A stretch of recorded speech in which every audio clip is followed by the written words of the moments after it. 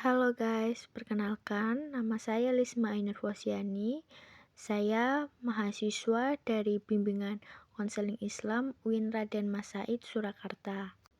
Di sini saya akan membuat video proses konseling dengan teknik self management untuk mengatasi pubbing.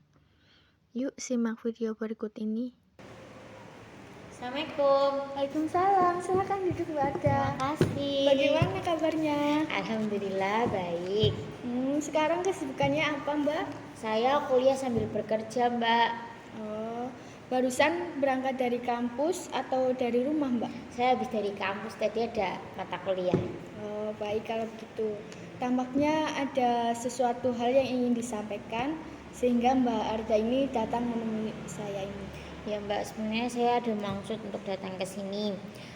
Saya mau konsultasi nih terkait kebingungan masalah yang sedang saya alami sekarang. Baik, sebelum sesi konseling ini saya mulai, perlu diperhatikan ya bahwa saya ini membatasi konseling sampai 45 menit. 45 menit ke depan.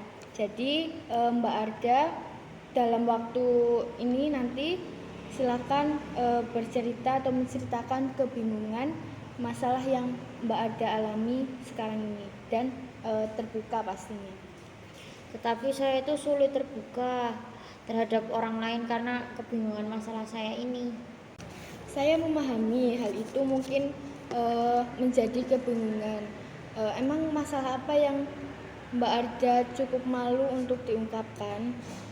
Tetapi Mbak Arda itu tidak perlu khawatir karena saya seorang konselor profesional dan akan mengedepankan asas-asas dalam proses layanan konseling ini. Baik, kalau begitu saya akan menceritakan masalah dan kebingungan saya yang sudah saya alami ini. Alhamdulillah kalau begitu saya merasa senang karena Mbak sudah mempercayai saya dan bersedia menceritakan kebingungan permasalahan Mbak Ada kepada saya. Silakan Mbak ceritakan apa yang menjadi permasalahan Mbak. Saya akan mendengarkan dengan sepenuh hati. Sebenarnya saya merasa malu dengan permasalahan yang saya hadapi sekarang karena saya keseringan memegang HP ketika di kelas, padahal lagi pelajaran gitu loh, tapi saya tuh memegang HP. Terus saat sedang berkumpul bersama teman-teman, saya juga memegang HP. Oh, baik. Kemudian hal apa yang membuat Mbak Arda ini menjadi seperti sekarang ini? Coba ceritakan pada saya. Jadi begini Mbak, saya sebenarnya tidak sadar ketika saya sedang memegang handphone atau bermain HP, kayak responnya langsung pegang HP gitu aja.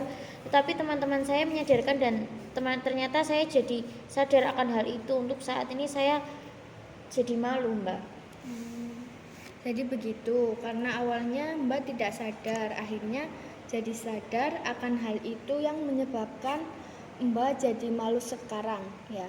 Iya. Terus hal apa yang Mbak lakukan untuk menghadapi rasa malu tersebut?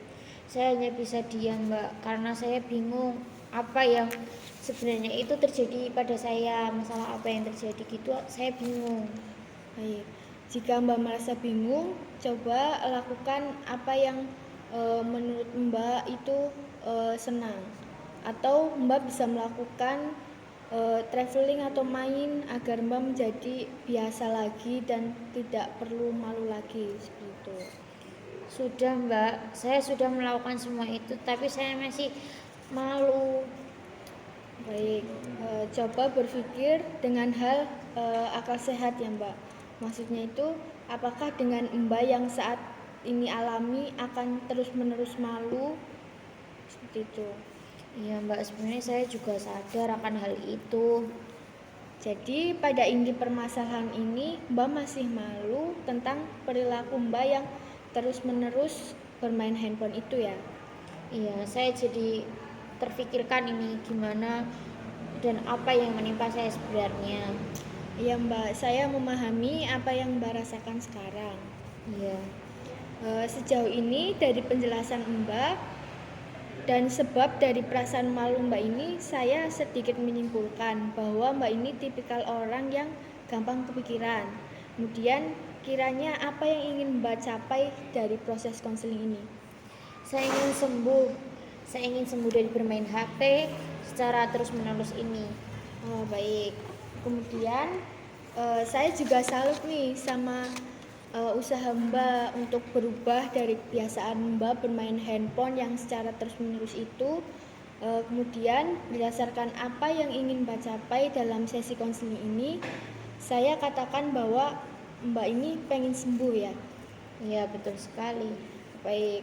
Jadi kalau begitu kita akan menggunakan teknik self management yang merupakan suatu proses di mana kita atau saya ini mengarahkan perubahan tingkah laku Mbak Arda dengan satu strategi atau kombinasi strategi yang dimana mengubah tingkah laku Mbak Arda sendiri ke arah tingkah laku yang lebih efektif. Apakah Mbak setuju?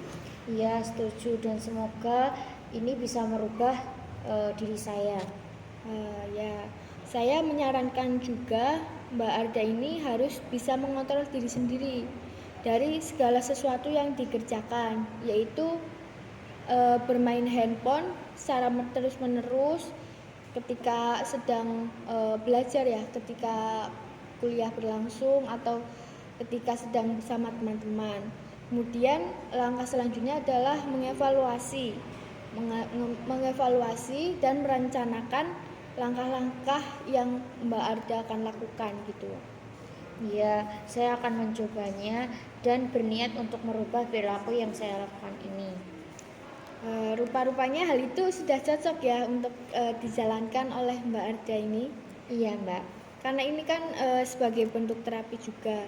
Jadi kalau begitu, karena Mbak sudah paham tentang self management ini, maka perjanjian ini harus dilakukan oleh Mbak. Apakah Mbak setuju? Setuju, Mbak.